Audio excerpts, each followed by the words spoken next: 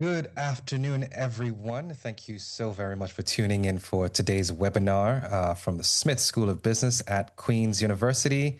My name is Aziz Garuba. I'm an AMBA 2012 grad, and I'm also the CFO for a company called Mortgage Market out in Johannesburg, South Africa, which is where I'm joining you from.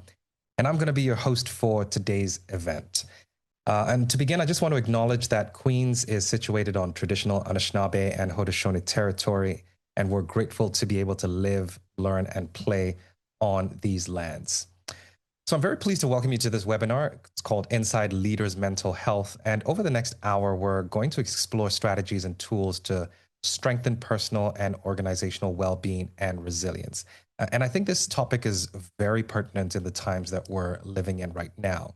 But before we dive in, let's just get a bit of housekeeping done. So first off, we are recording this presentation, and yes, just by being registered, you will automatically receive a link to the recording in your inbox in the next few days. So please feel free to share that link with your network once you get it for people that you think would benefit from this session.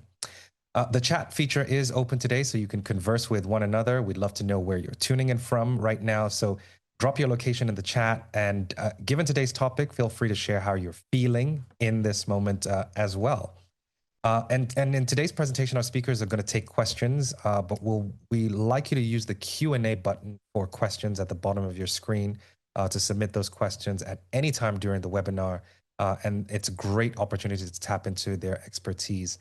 And as much as possible, keep your questions broadly focused on the topic, as this is an educational session and not a forum for personal therapeutic advice. Also, please submit your questions again through the Q&A and not through the chat so that we don't miss them. Now, before we get started, before I introduce today's speakers, just a quick note on their new book, the Cognitive Behavioral Therapy Workbook for Leaders.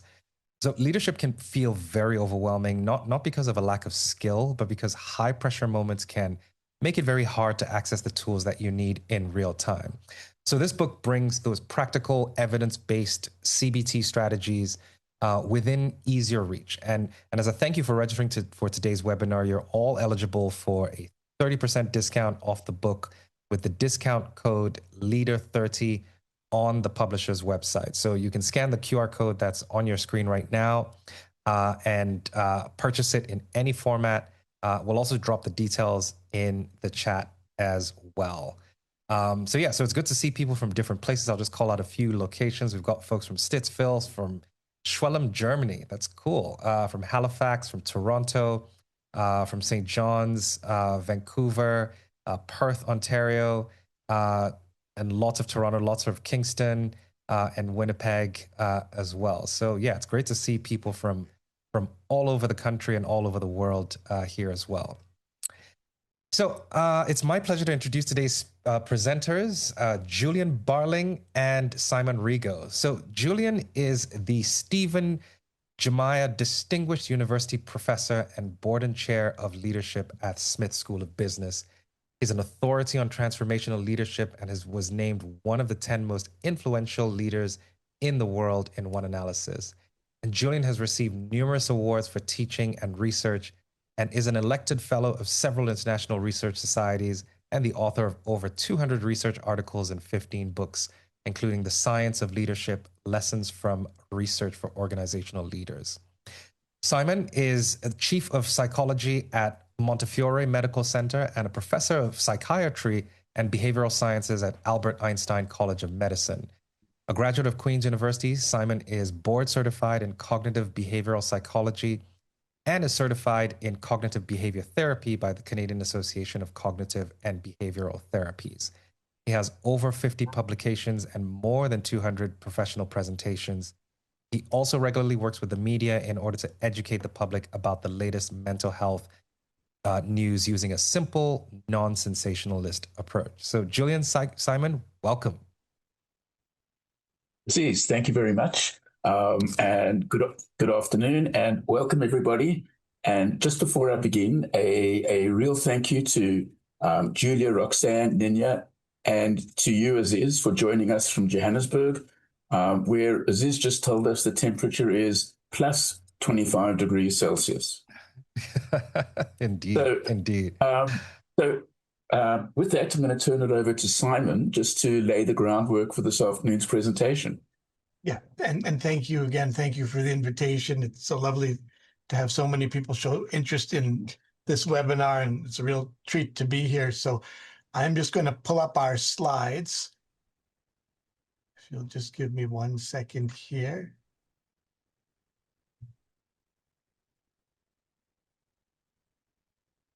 And Julian, if you'll give me a thumbs up, does that look okay to you? It's perfect. Okay.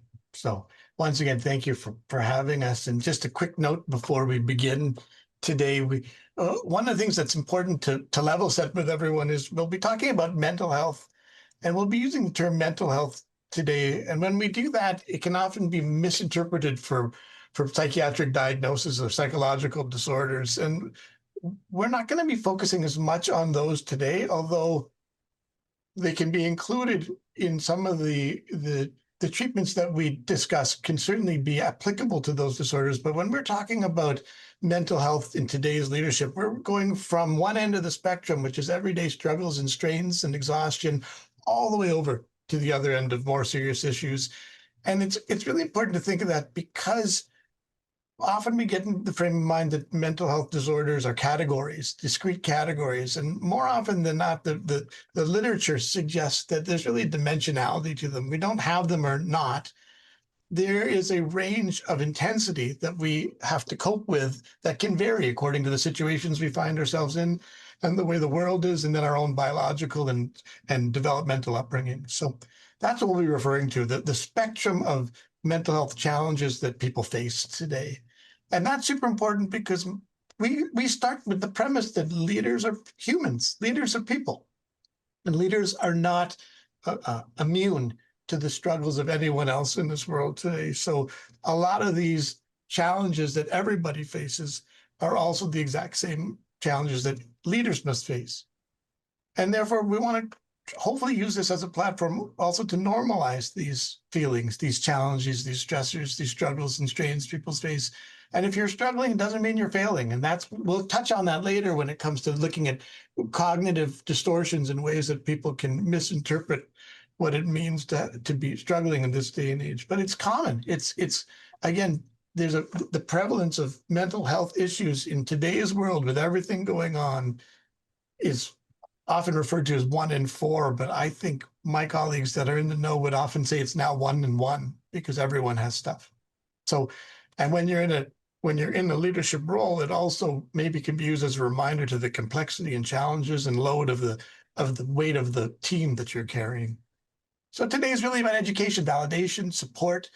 No one's here to judge. You don't have to disclose anything personal that you don't want to disclose. There's a Q&A at the end. It can be as broad as needed. And we're going to talk about skills and techniques and options and not pathologize or try to diagnose anyone. Okay.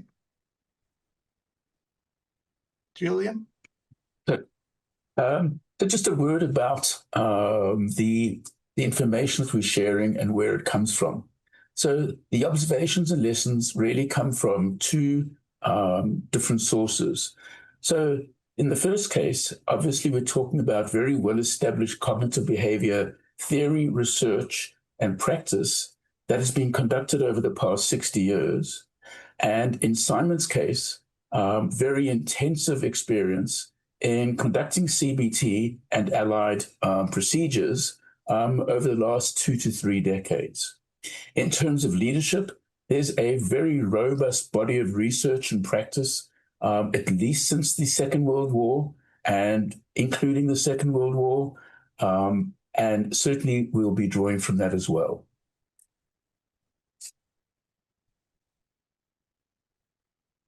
We thought before we get into the agenda and the topics today, one of the things that makes it special, at least for me, I can tell you, and I think that's fun about the way that we've come together to write this book, is our story actually dates back. So with Julian's permission, I want to just take a couple of minutes and share the backstory so that you all understand how we came together to do this. And the story starts, this is 1993, roughly what we think we looked like back in 1993. And this is as Aziz mentioned, where I did my undergraduate training at Queen's, I first met Julian when I was in the third year, not in business and not in leadership training, but in the School of Psychology. I was completing a BSc, a Bachelor of Science honors in psychology.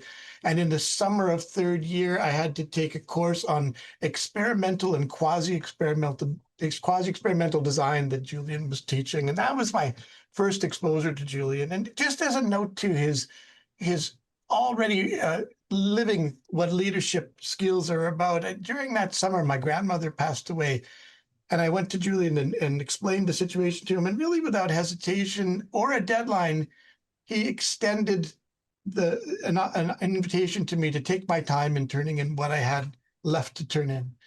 And that really struck me, that I was a student of one of many, many, many in his life at that point. And for him to be attuned to me as a person already planted the seed to me about what leadership is about. And maybe it's that Maya Angelou quote about, you won't remember what they did. I don't remember exactly what you said, Julia, but I certainly remember how you made me feel. And that planted the seed in 93. And after graduating in 94, we distanced, we sort of drifted a little bit. And then 20 years later, in 2014, I get an email from the Queen's School of Business that says, the Queen's Business Club, New York presents Dr. Julian Barling, Professor of Organizational Behavior. Join Dean Sanders and fellow Queen's School of Business alumni at Goldman Sachs to learn about the science of leadership from Dr. Barling.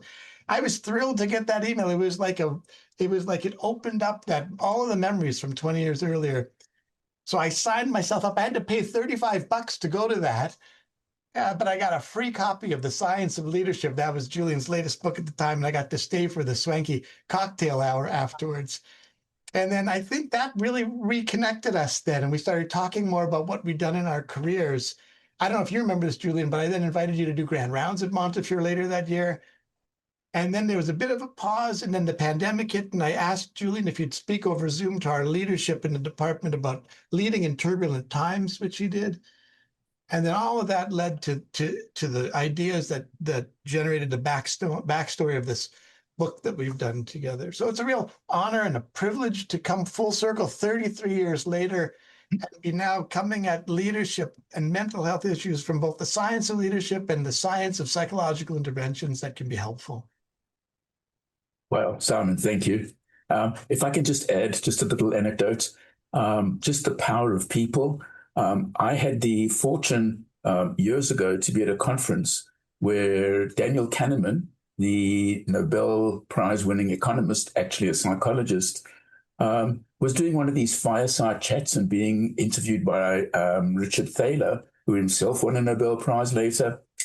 And Rick Thaler says to Danny Kahneman, so thinking about all your work, you've done all this fantastic work. How do you do it? And Danny Kahneman leans back and he thinks, and then it says simply, you got to love the people you work with. And I think, I always think about that when I think about this project with Simon. So it was just a delight doing it. And perhaps now we can head into it. Lovely. And being a cognitive behavioral psychologist, if anybody out there watching knows about cognitive behavioral therapy, one of the cornerstones is having an agenda. Because we're a skills-based treatment, we set agendas in the sessions so we stay on track with our goals for our treatment together. And so today we have an agenda for our webinar. It makes sense to me. This is what we're hoping to do in the next 45 minutes with you all. We're going to get into quickly why leaders' mental health matters and why now. And then we'll touch briefly on some of the barriers, some of the key barriers we think leaders face in seeking support. We'll try to give you some ideas about what CBT can offer to leaders and members of their team, and talk a little bit about our book, but also more broadly about how self-guided evidence-based support options really can be helpful for busy leaders in this busy world with all of the barriers that exist around them. Then we thought it was important to touch briefly on recognizing the signs of struggle and how you might intervene. And then we'll try to stick the landing with a few concluding thoughts and takeaways before we turn it over back to our friend Aziz to guide us through a question and answer at the end. Okay, so that's the agenda. And with that, I will then go on for why leaders' mental health matters and why now with Julian. Thanks, Simon. So obviously a great place to start, why leaders' mental health matters and why now. And I think that one of the things we have to recognize is what I would call leadership and the myth of invulnerability, that there's this widespread belief or stereotype that if you can become a leader, you must have some kind of super resilience and super health. And actually, we've shown that there is such strong support for this. People do believe this. And you see it also amongst boards, senior teams, and HR, who often reinforce the message intentionally or implicitly that leaders should be unshakable, that in a sense they have that strength. And research that I conducted, or that Anika Cloutier conducted, and I joined her on this, supports the existence of those stereotypes and those beliefs. And just to comment about the format of the talk, whenever we speak about specific research, we'll include the QR code so that if you want to read more about it, you can access that research.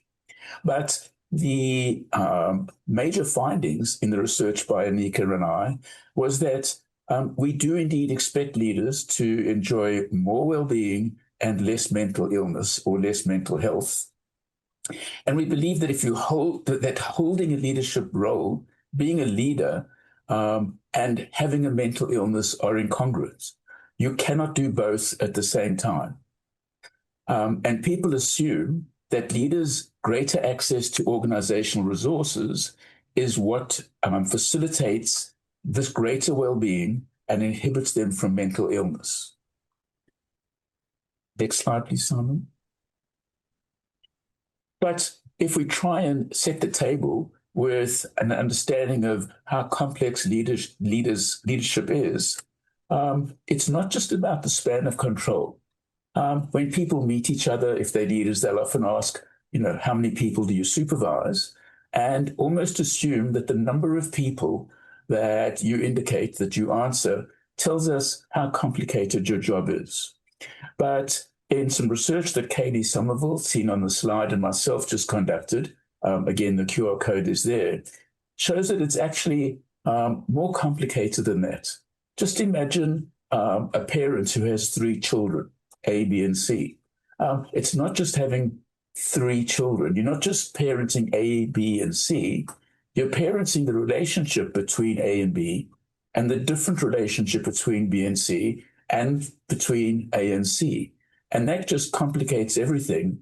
And it's certainly true of leadership as well. And if you think of people saying that they have 8 people who report directly to them, if you think of the different relationships that they're responsible for, we get a real indication of how complicated leadership is today.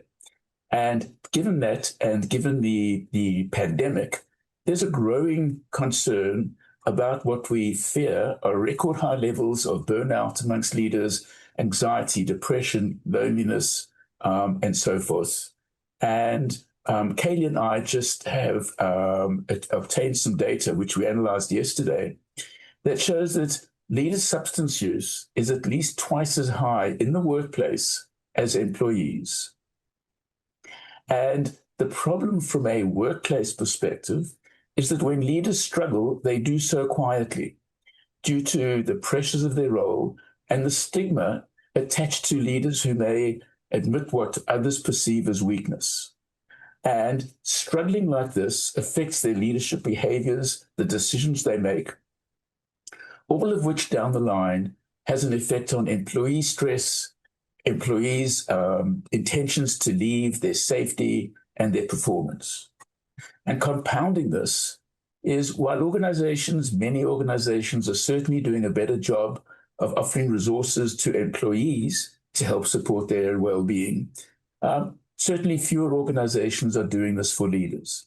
And even if or when they do, leaders are reluctant to use those resources for some really good reasons. Next slide, please, Simon. So it's not uncommon to hear organizations go on about the mantra that people and leaders are our most important asset. And I think it would be justifiable to raise your eyes and think deeply about that.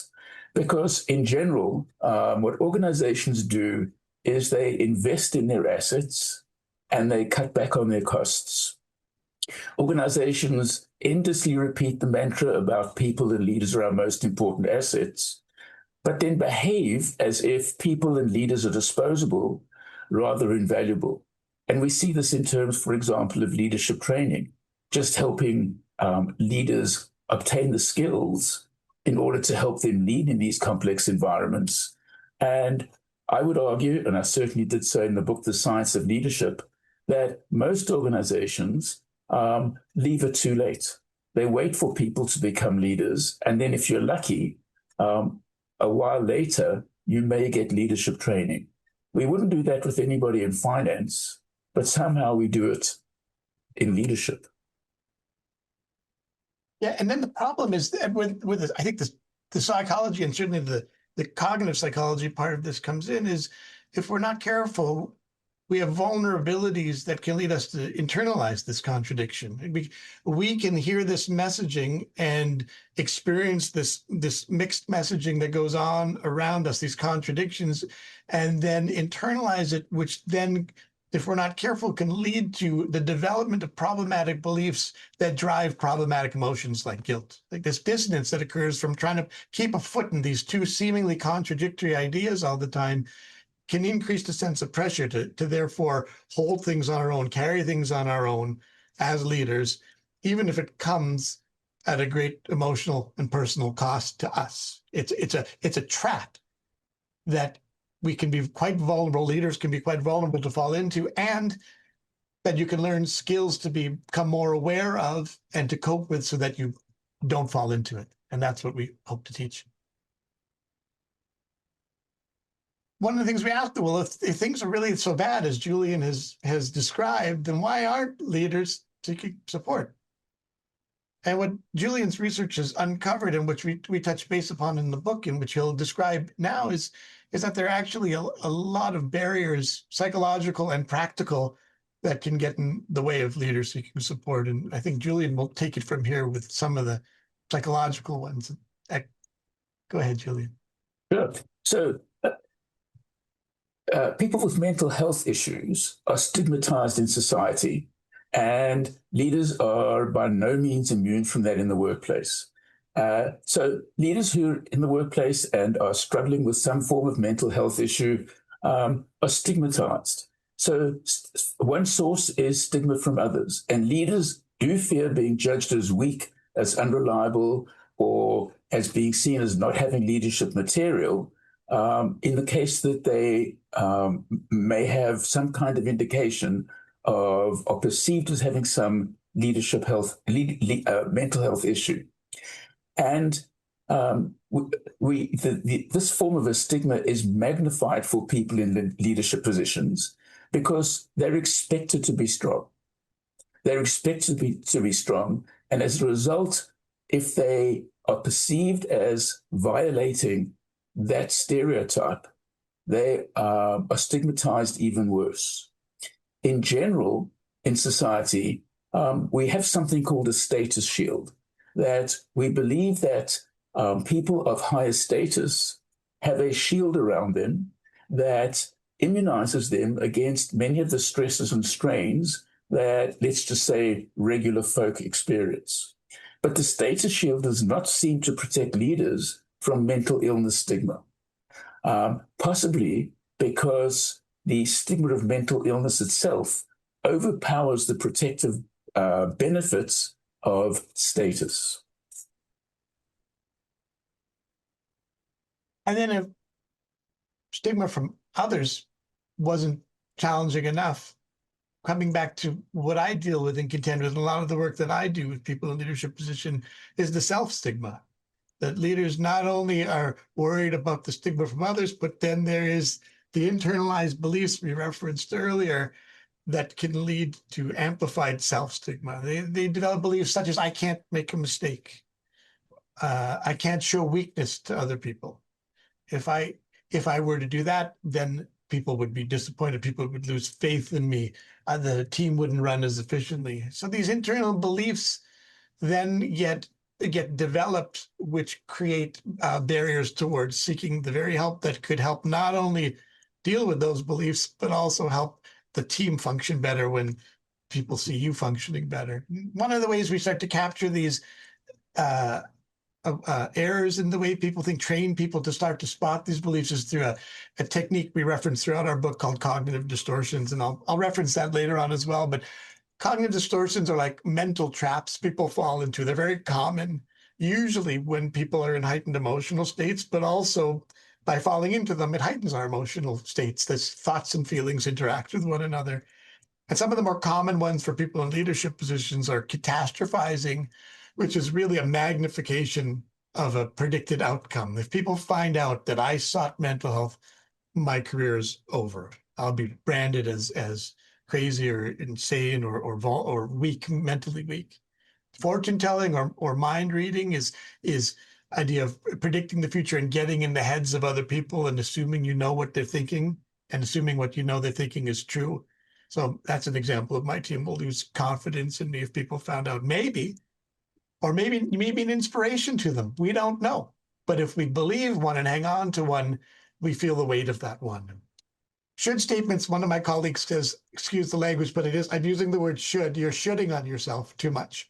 And leaders should all over themselves sometimes. I should be able to handle this. I shouldn't need any supports or help. Masturbating is another way a colleague says it. They masturbate all the time. I must do this 100% accurately or else.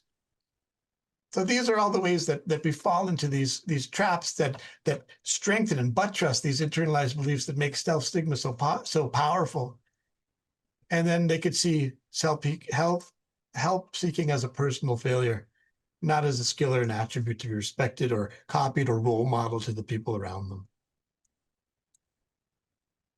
So what we've spoken about so far is when, in a sense, for example, what Simon just discussed was stigma from two different sources. But there's also what we would refer to as bottom-up stigma. And some research that was led by Michaela Scanlon, and I was lucky enough to participate in this, is what happens when mental health stigma flows upward. So what happens and it's often unintentional, when employees start to think that their leaders are mentally ill, suffering from mental health issues and so forth, is that they start to question their leaders' competence. And because they question their leaders' competence, they tend to lose faith, trust, and so forth in them. And if that's the case, if you don't think your leader's leading well, one of the things you might do, and perhaps unintentionally, is reduce your effort. And certainly in the research with Michaela, what we could show is when this happens, it actually affects employees' own performance. So when employees start to doubt their leaders because of their leaders' mental health issues, what happens is it doesn't just affect the leader. It's not just the leader who suffers because of this, but actually it's a backfire effect. It starts to affect employees' performance as well. And all these dynamics, having stigma from these various different sources, makes access to private, skill-based tools especially important, because it may be a way of helping people avoid these stigmas and still get help and move on.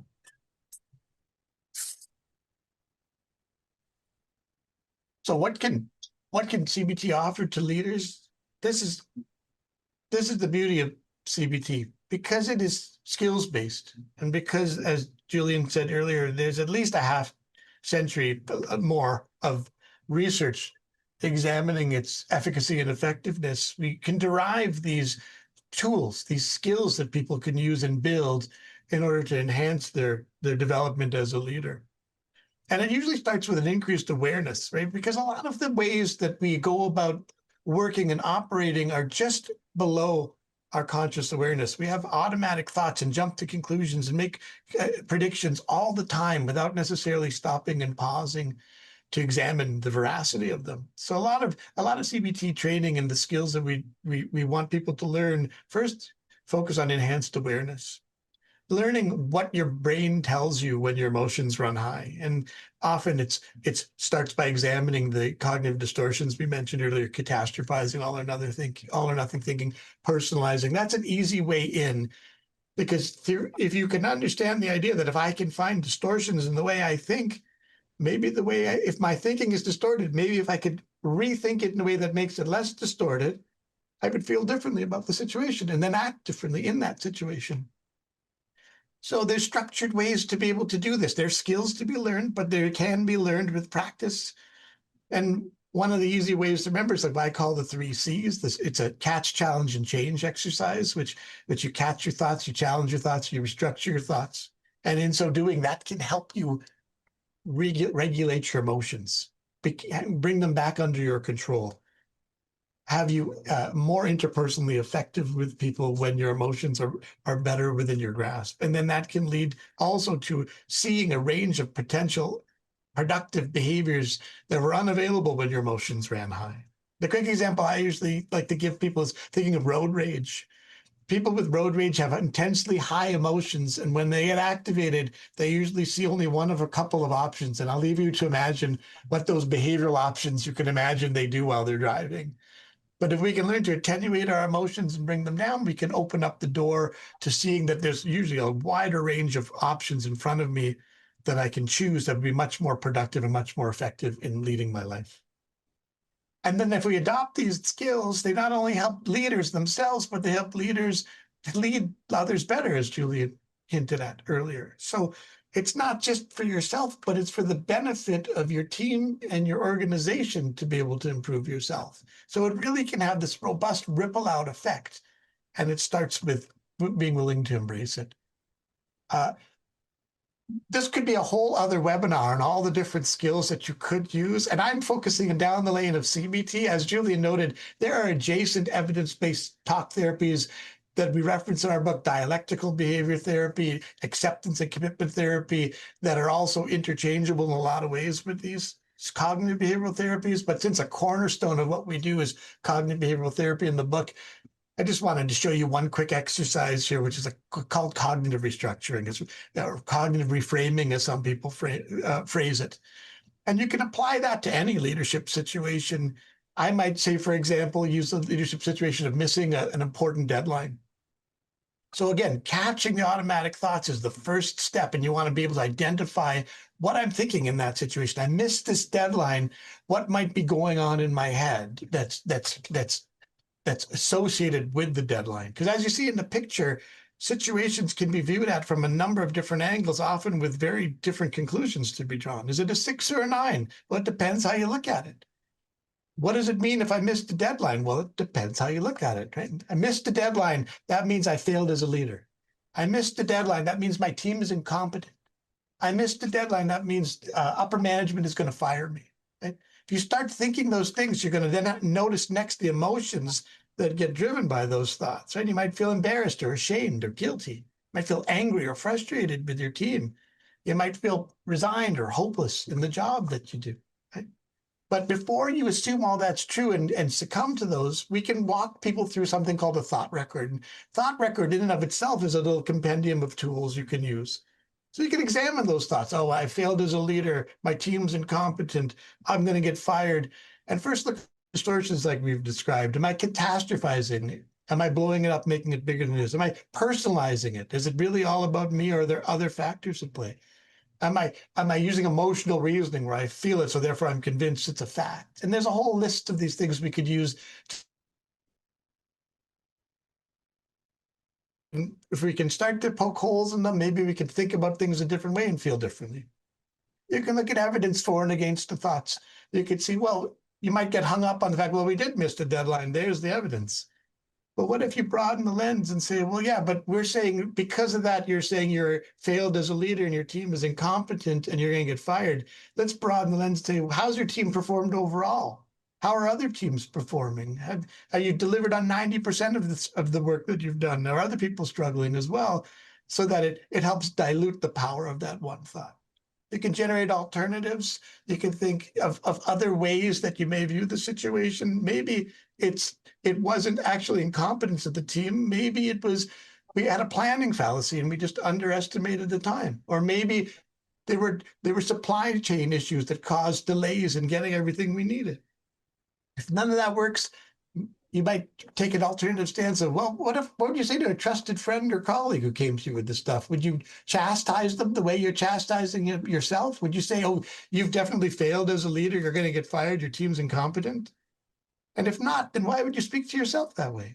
Why not take a more gentle approach to yourself? And if you do all these things, then maybe it leads to different conclusions about the situation, and those lead to maybe different emotions. Maybe you see it as a learning opportunity where there's things to be distilled and you haven't failed, but you now realize there are process issues that can be corrected and make you more efficient in the future. Maybe you don't feel anxious and angry and hopeless, but instead you have realistic concern, but now you have determined optimism and a focus on the future and how you can improve. Right? And that may lead to a more productive, more balanced, more even-tempered meeting with people on your team that leads to a much more productive outcome down the road. Okay. We don't have time, but the beauty of this is I gave you one example. It could be just as easily, oh, my colleague didn't say hi to me this morning. That means they're mad at me. Or I didn't get picked to lead this initiative. That means I'm on the out. Or you name it. We can apply these techniques to any challenging situation. Remember, not all reactions are rational, but they're often overblown, right? Failing at something doesn't mean you're a failure. Missing the target on one thing doesn't mean you're globally incompetent. And we have to learn to think as most realistically as we can. The more rational we think, the more our emotions are in check, the more productive behavioral options we have in front of us. And with practice, all these little techniques and tricks can become automated so that we don't have to walk through the rigmarole. It just starts to click in as we start to feel uncomfortable. Julian, over to you. Thank you. So I would just like to add a little thought based on what Simon just said. If your leader spoke to you the way you spoke to yourself, that leader would probably spend the rest of their natural lives in an HR investigation. So just be kinder to yourselves. Given the time remaining, let's take a quicker approach to something that afflicts all too many people and leaders, and that is sleep. And it's a problem because the research would suggest that if you sleep better, you lead better. So, and the situation has been getting worse. In 1975, 7.6% of the US population slept for less than 6 hours or less. By 2010, it was 30.9%. By 2019, it was 35.7%. And data that Kaylee Somerville and I got yesterday, based on just under 800 people, it's still at about 35.9%. It hasn't gotten worse and it hasn't got better. And 6 hours or less is really important because the minimum recommended is 7 hours. And many people boast about how little sleep they get. Many leaders do. So we need to change the sleep culture. And I think the way you can do this is by looking to your environment. And even the earlier approaches to behavioral therapy and then CBT showed that we interact with our environments. But we also, in that respect, our environments don't just shape us, we shape our environments. So if we can go to the next slide, please, Simon. So here's 6 questions to ask yourself about your bedroom that could have an almost immediate effect on your sleep. Is your bedroom comfortable and free from light? Is your bedroom free from noise? Is your bedroom at a comfortable temperature? And the recommended temperature is below what most people think it is. It's 15.6 to 19.5 Celsius. Is your body at a comfortable temperature? And is your mattress comfortable? Questions we don't typically ask, but could make a real difference. And then something that will really make a difference, are your mobile electronic devices outside your bedroom? Our mobile electronic devices may keep us in touch with the world, but invariably don't help us with sleep. Second, examine your lifestyle factors. Do you exercise regularly? You really should, but not within 2 hours of going to sleep. Are you consuming too much caffeine, alcohol, nicotine in general, and in particular before you go to sleep? And are you going to bed hungry? Don't go to bed hungry because it's likely to wake you up a little bit later. And third, this is stimulus control, which is, again, a behavioral intervention that's often ignored, but so important. And think of Pavlov's dog. For those of you who know the story of Pavlov's dog, when Pavlov would ring a bell and the dog would salivate, this is a technique to get your bedroom to be conditioned to represent sleep. You want to walk into your bedroom and feel sleepy when you go in. So the rules for stimulus control are to only use your bed for sleep and sex. No TV, no work, no eating. Certainly, as Julian just said, no iPhone in bed. Only going into the bedroom when you feel truly sleepy. So you're reconditioning it to mean I walk in and sleepiness starts, drowsiness starts rolling over me. If you're in bed and you're not asleep within 15 to 20 minutes, you get out of bed, you leave the room. You don't watch the clock, but you know if you're awake, it's time, after about 15 to 20 minutes, it's time to go do something else in another room that's quiet and non-stimulating, and then only come back into that bedroom when you're sleepy again. That recalibrates the bedroom to tell your body, when I'm in the bedroom, I'm nice and sleepy, I'll fall to bed much easier. And while doing this, it's super important to keep a consistent rise time, 7 days a week, no matter how much you slept the night before, because you're also doing something called resetting your sleep drive. You want to have some sleep debt initially if you need it, because that helps you fall asleep more readily the next night, and no napping, because that's withdrawing from your sleep bank, so to speak. So these small behavioral factors can really set you up for success. All of these sorts of ideas are contained in self-help books, and including ours. And the real benefit to self-help books is that they are cost-effective, they're private, they're self-paced, and they really get around some of the stigma obstacles that we alluded to earlier. There's also an empirical literature to suggest that doing the reading plus the exercises, which Julian will hammer at in the next slide, can really be a potent intervention for a lot of people. Some people need a little more with a therapist, but often these books, if filled with empirically based, scientifically studied strategies, can be very useful in making an impact on one's mental health. And just to continue about the topic of these self-help guides, I think one of the beauties about our workbook is that it's based on rigorous evidence, evidence that has worked in research for decades, but they have specific benefits for leaders.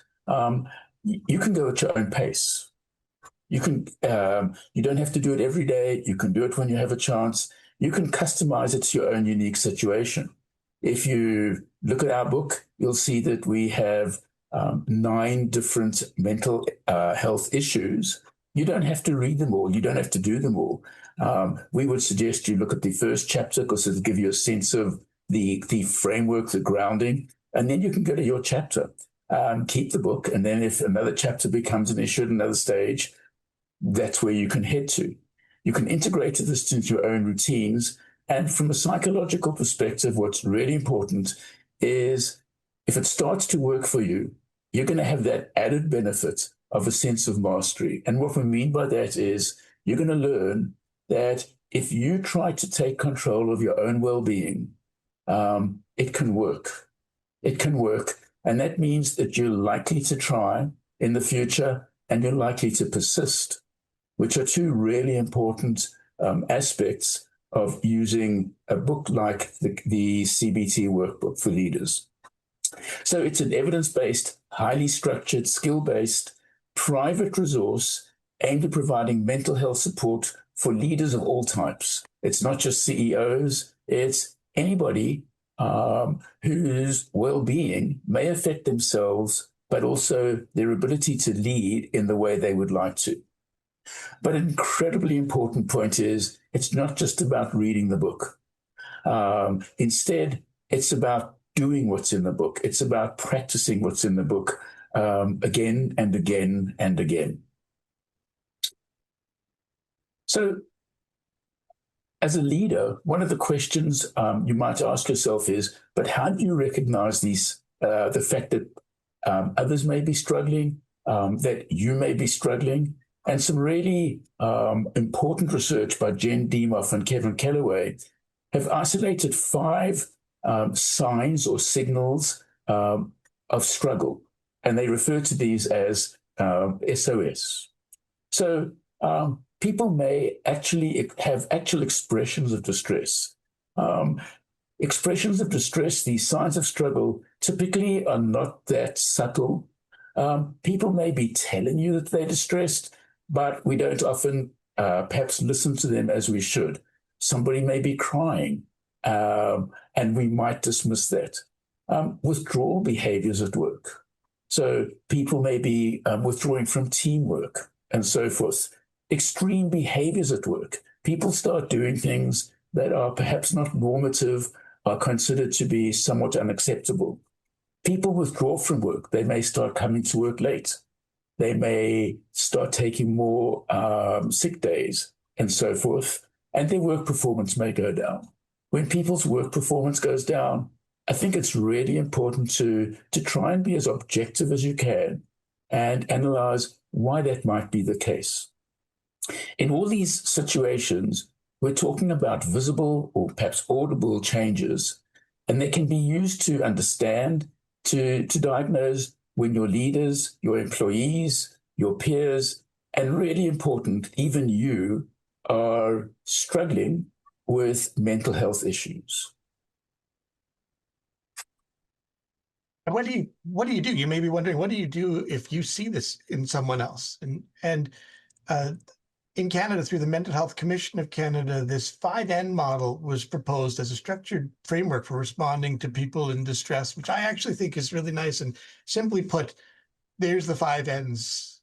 When you notice someone with a problem, you might recognize the signal first and then label it and name it to the person. Hey, I've noticed that you're not quite as responsive to emails lately, or I've noticed that you're quieter than usual in meetings. And then you want to normalize it to the person. You want to be able to say to them, like, a lot of people deal with this, or a lot of us are feeling the weight of the project lately, and reduce the stigma by saying it's a shared burden on us all, a shared challenge for us all. And then networking is offering to connect them with support and resources, professional, public, consumer-based resources, internal or external, to help guide them in the right direction should they need it. And then finally, the last N is next steps. Not leaving things open-ended, not leaving things vague, but really saying, maybe we can check in again next Thursday to see how you're doing. If you can notice these signals when someone's sort of, as Julian said, behaviorally or verbally wobbling a bit earlier, you can often catch a problem before it becomes much more complicated, like a snowball rolling down a hill. If you catch it early enough, you can sometimes prevent bigger issues from emerging. So this model is a great and simple model put up by it's the Working Mind project developed by the Mental Health Commission of Canada. You may want to follow up with that. So to share some concluding thoughts and key takeaways, there's this widespread belief that leaders are under unprecedented mental health strain, which affects all areas of their lives. It affects themselves, and we should be concerned just about that. It affects they take that stress home with and it affects them at home. It affects their employees, their peers at work, and so forth. But perhaps one of the most important messages we can share today, struggling does not mean you're failing. And acknowledging that you're struggling does not mean that you're failing. In fact, being vulnerable and showing your vulnerability is common, it's understandable, it reemphasizes the load you're under, and being willing to accept your vulnerabilities and to show your vulnerabilities is possibly one of the signal most important signs of strength that you can have. And CBT offers this practical set of evidence-based skills that you can use to navigate challenging and stressful situations, and You can use them prophylactically to prevent yourself from slipping in situations you can't even anticipate yet. It is a robust set of skills that can generalize quickly to manage any situation in which one might be activated emotionally. But remember, there are barriers to consider. There's the stigma and the stressors and the obstacles that leaders often face that prevent them from seeking help. So increasing awareness to the people around you, becoming knowledgeable of yourself, of the options that you have, especially the tools that you can use in the privacy of your own setting that have an evidence base. That's really important. Not every tool out there has an evidence base. So you want to look for research on what tools, especially things like CBT-based bibliotherapy, are out there, and what sort of supports are out there that use these tools. That can be of great benefit to you and to your team. I like this last point for you. This is a Julian point, if you want to say it, Julian. You say it better than I can. Yeah, quite simply, be well, and you increase the likelihood that you'll lead well.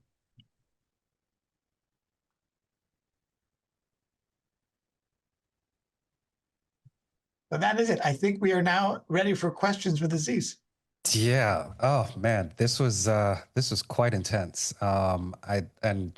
I've been monitoring the chat, and everyone has, there's been a lot of conversation and resonating with this topic. I think it's just been, absolutely timely for everyone. And I think we could, if we had 30 minutes more, we'd probably go on with some of the, with so many questions that have come through. But I'll try and get through as many as possible. I do like what you mentioned about, struggling doesn't mean that you're failing. And a lot of folks, I'll start with the first question that I have here from Amanda, which talks about when growing up was taught or had someone was not taught or had someone model emotional regulation. And now as a leader, sometimes I let my emotions sometimes take over my reaction to things. What do you recommend on how to break that reactive response and turn it into a meaningful leader response? I'm very empathetic and definitely struggle to not take things to heart as well. I'm happy to wait, but Julie, do you want to go first? Sure. Yeah. First of all, thank you for that for being vulnerable, and a lot of us have emotion regulation problems, and a lot of it you can tie back to origins in not having the proper role models in your life. We learn a lot of our skills based on the environment we grew up in. There's a biological component, but a lot of social learning theory says we learn through things either we were told, we observed, or we experienced directly. And so if you were in a household where that wasn't role modeled, or in some households, in fact, it's the contrary, emotion dysregulation is role modeled, it's no doubt that's what then your instinctive response is to go there. But the beauty of CBT, and there's the DBT, the cousin of CBT, dialectical behavior therapy, really places some modules on skills particularly targeted to help people gain emotional regulation. So there's a whole robust set of skills beyond what we could do in the time that we have. But I can tell you that once learned, the evidence is pretty clear. No matter how you were set up, no matter how many decades you've experienced struggle, if you're willing to do the work, practice the skills, and implement them, you can end up with a very different set of results. It takes time, and it takes a willingness to be open to trying something that feels foreign to you because it's swimming against the stream. But if you do that, you can have great success with it. I can just add something quickly, Simon. One of the things that I learned in the process of doing this with Simon is a response to anger. We all tend to get angry at some times. And there's a set of techniques called TIP skills, TIPP. And in the English language, we have the saying that we get hot under the collar. And it's actually a really good description. When we get angry, we get hot under the collar. So go to the washroom and put cold water on your neck and your face. Physiologically, you're just going to reduce that anger a bit. So if you read the book, you can apply a technique that comes from a different chapter, for example, to anger. I don't want to say it's that simple, but there are these skills that can help us in the moment that then help us move forward and perhaps be able to walk away from the environment, from the situation, feeling more proud of the way we responded. If I could just piggyback, I might say that they are actually quite simple, but simple doesn't mean easy. So the beauty of CBT and DBT, Julian's tip is a DBT skill. Look at Julian, he's become a DBT therapist.